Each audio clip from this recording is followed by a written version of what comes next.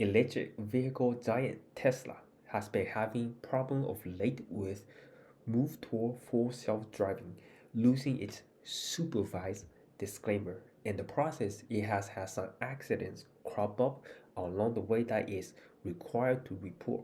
But it turned out that reporting those incidents has not always gone smoothly, and Tesla has landed a second deadline extension for the National Highway Traffic Safety Administration. Tesla said plunged over 4% Monday afternoon trading because of it. The new deadline, which was formerly January the 19th, has been extended to March the 6th. Tesla is still on the hook to deliver the data in question, which include CAN bus files, video footage, and even data recorders information to their agency. The deadline was already extended once to February 23rd, but Tesla has got a second, much shorter extension to follow. Tesla's reason for the second delay was a matter of determining which files were needed to satisfy the investigation. The incident list from a separate NHTSA request had to be compiled first. Then, with the list in place, Tesla could start getting the data together to answer the question that followed on the other question. It turned out that the NHTSA wants a quite bit of data from Tesla, and Tesla is struggling to get all of it together. So it's just kind of like a bit of a hassle to get all the information. I guess that Tesla doesn't want to say all the information to the agency because full self driving, and they have already had a couple accidents lined up. So it's just a pretty bad news overall. But hopefully Tesla can figure something out and deliver the right data. This is not only bad news because Uber just announced their own autonomous vehicle service venture with robo-taxi push. Uber has set out a new initiative to serve a growing number of providers making the leap into autonomous vehicle and the bid to diversify revenue stream and position itself as the center of the emerging robo-taxi market. The San Francisco-based app said on Monday that Uber autonomous solution will offer customer service, including insurance, roadside assistance, and AV mission control software to help providers monitor vehicles and tee up possible actions when they encounter issues such as road traffic incidents. Uber said that it will also offer a fleet financing solution that will help partners pay for the robotaxi deployed on the network. The new offering will be overseen by Meridia, Uber's global head of autonomous mobility and delivery. It will draw from a range of internal organizations. Andrew McDonald, Uber's president and chief operating officer, said that the technical hurdle that held impairs autonomous vehicles for the better part of a decade had largely been solved. What is going to be determine the success or failure of autonomy in the world is whether it can be commercialized. He said, Uber is going to be the thing that make autonomous commercially viable. Uber has moved aggressively in the past year to accelerate the deployment of robotaxi on its own network. It has gained more than a dozen partners, including the Alphabet Waymo in the US and China's Baidu in Asia and Middle East. It also invested in several self-driving startups, including UK-based Wavy. The company faces intensifying competition and is even competing with partners including Waymo in key markets such as San Francisco. This has led to some investor concern about Uber's role in the autonomous future, with share trading down 9% in the year to date. Uber has made a series of multi-billion-dollar commitments with the operators and autonomous vehicle developers, placing orders for tens of thousands of vehicles and plan to deploy a fleet of Lucid SUVs equipped with sensors from the startup Nura in San Francisco later this year. Uber has also placed an order of 25,000 autonomous vehicles from developer Wabi, having backed the startup with $500 million in fresh capital last month. In total, they plan to deploy autonomous vehicles in 15 cities across the globe, including London, Los Angeles, and Hong Kong by the end of 2026. Uber's new autonomous solution unit will also offer map data and data connection service to help train the AI model underpinning robotaxi. The latter service is being offered as part of undertaking by Uber's Autonomous Vehicle Lab, a group announced last month that will gather data from specially equipped vehicles operating on its network.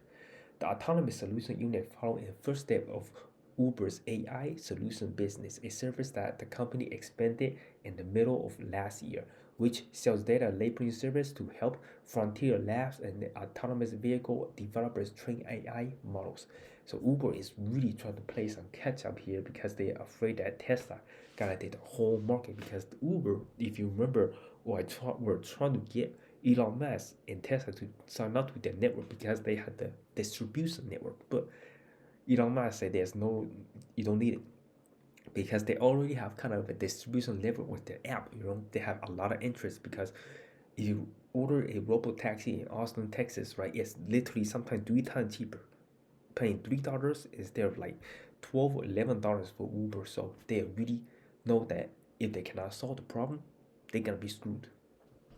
So hopefully Uber solved the problem and there's many competitors in the space because if there's more competitors about the autonomous vehicle driving, the price will definitely go down. Tesla argued its previous connection center in the Trafford Park rather than simply finding a bigger box. The company has built what is effectively a flagship operating campus for the north of England. The new Tesla Manchester Trafford site is purpose-built hybrid, one part high-volume delivery hub, one part certified pre-owned refurbishment center, and one part premium customer service showroom.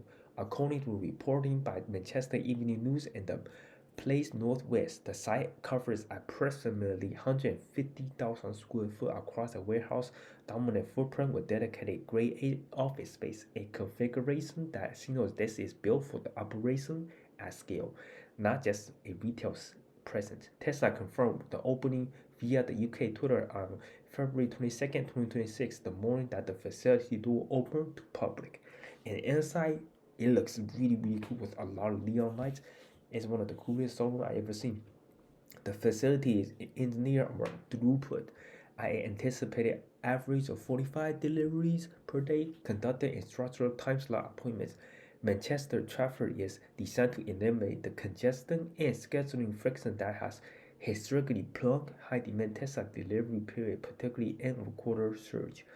The site supports the full customer journey: purchase, test drive, and vehicle connection all handled on site. This consolidation under one roof reduces handout points and give customers a single destination for their entire buying experience. Arguably, the most strategic significant element of Manchester Trafford is its dedicated used car refurbishment operation.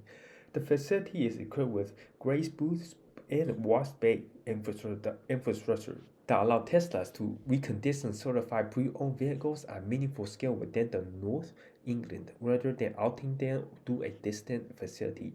This matters for the growing cohort of UK buyers who are entering the Tesla ecosystem throughout the CPO channel. I've never seen a delivery center that is this cool with all the neon lights. It's almost like a tourist attraction at this point, or like a rave party with all the neon lights. You can literally imagine like playing some music, people just partying and stuff. It's always Tesla always make it really, really fun whenever they throw a party or build something. Like if you ever go to like the SpaceX Center, they always have really cool designs. Never boring. Tesla's 6-seat extended wheelbase of Model Y L has been approved for sale in Australia as per newly published government document. The variant listed as YL5NDB on Australian website Rover approved website has confirmed that Tesla has received regulatory clearance for the offer of the extended Model Y to domestic customers. Documents seen by the drive show that the Model Y has been approved in Australia in a single motor all-wheel drive configuration. While Tesla has not formally announced a launch date, Tesla are typically approved for Australian sales several months before arriving in the showroom. The Model Y is a longer version of the regular Model Y, designed to accommodate a 6-seat layout with 2 seats each row. It measures 177 meters longer overall than the regular Model Y at 4,969 millimeters and features a 150 millimeter longer wheelbase at 3,040 millimeters. Australia approved the document listed the Model Y L with the same nickel magnet cobalt battery pack used in the regular Model Y long range, which is expected to have a gross capacity of about 184 kilowatt and reusable capacity of about 82 kilowatt. Output is officially listed at 378 kilowatt in government filings, although world peak output may be different if you use it in a real-world scenario. The Model Y-L replaced the regular Model Y second row bench with two captain chairs featuring heating, ventilation, and power adjustment. Heated third row seats are also included. Additional upgrade reported by Drive include an 18-speaker sound system, new front seats with a single-piece back rest, and continuous variable shock absorbers. The only wheel option listed for the Australian model is a 19-inch wheels. Alright guys, that is the end of the video. Hope you guys give this video a big thumbs up and don't forget to hit that subscribe button. My name is Kelvin and I see you guys next one.